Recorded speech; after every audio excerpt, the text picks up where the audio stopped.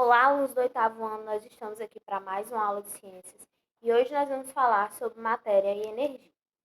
Bom, vamos começar falando sobre matéria. O universo ele foi criado a partir do Big Bang.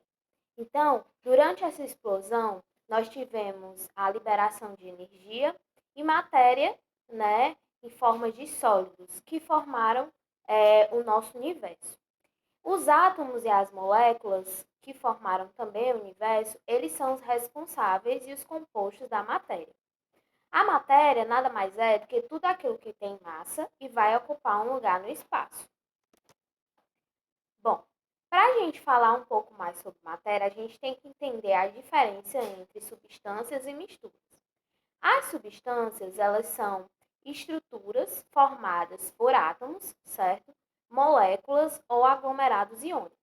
Essas substâncias, elas podem ser classificadas de dois modos, como substâncias simples ou compostas. Quando é que eu tenho uma substância simples? Uma substância simples é quando eu tenho apenas um elemento químico da tabela periódica, como no caso da imagem aqui ao lado. Eu tenho o gás oxigênio, que é formado por duas moléculas de oxigênio. Então, ele não deixa de ser uma junção de dois elementos. Porém, como são dois elementos iguais, a gente tem uma substância simples.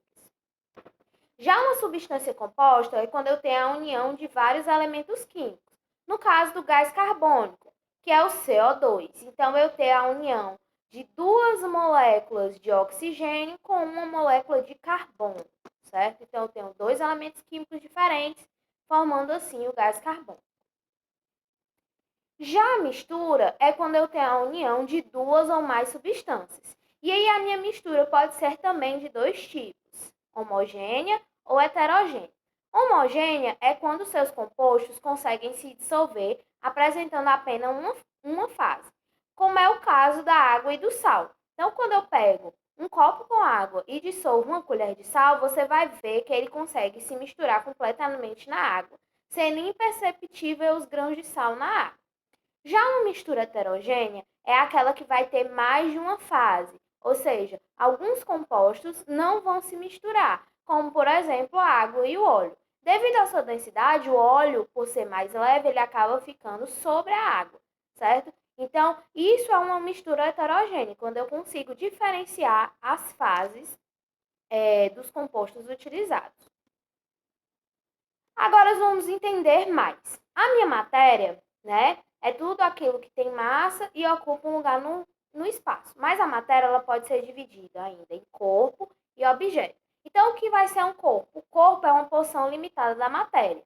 E o objeto é uma porção da matéria com alguma finalidade. Então, vamos para o exemplo. Inicialmente, eu tenho uma árvore. A árvore, como um todo, ela é denominada de matéria. Quando eu tiro somente o tronco da árvore, eu delimitei o tronco das folhas. Então, eu vou ter o corpo, que é uma porção limitada da árvore, como um todo, da matéria. E quando eu pego aqueles troncos e faço uma mesa, uma cadeira, eu estou dando finalidade àquela madeira. Então, ele vai passar a ser um objeto. Então, essa é a diferença de matéria, corpo e objeto. Bom, agora vamos para os fenômenos químicos. Então, o que é um fenômeno químico, Que a gente escuta muito falar no meio científico. Então, o fenômeno é toda e qualquer transformação da matéria, seja ela física ou seja ela química. O que é uma transformação física? É aquela que não vai ocorrer nenhuma mudança na natureza química daquele elemento. Como, por exemplo, quando eu pego um gelo e coloco ele para derreter, ou pego a água e coloco para congelar, em nenhum momento ela vai deixar de ser água. Então, ela vai continuar sendo água, o que vai mudar é sua característica física, que antigamente era líquida, passou para sólida, ou era sólida e se tornou líquida, certo? Já um fenômeno químico é aquele que vai ocasionar uma alteração na composição química da matéria, certo? Então, por exemplo, a combustão do fósforo, a queima do papel. Então, ele vai alterar os componentes químicos daqueles elementos e assim eu vou ter uma modificação química, sim. Bom, Agora vamos para as propriedades da matéria. A matéria ela tem propriedades que são conceituadas de gerais e específicas. O que são essas propriedades gerais? As propriedades gerais são aquelas que são observadas em todos os tipos de matéria, independente de qual matéria seja. E aí elas são impenetrabilidade, onde dois corpos não podem ocupar o mesmo lugar no espaço; elasticidade, que é a capacidade que a matéria tem de aumentar o seu tamanho, né, e voltar ao seu estado inicial; indestrutibilidade, que é a capacidade que a matéria tem de não ser destruída e sim transformada. Vai ter uma determinada massa, que é a quantidade de matéria de um corpo. Vai ter uma determinada extensão, ou seja, o volume, então ela vai conseguir ocupar um determinado espaço. E a inércia, que é a capacidade que o corpo tem de permanecer em movimento.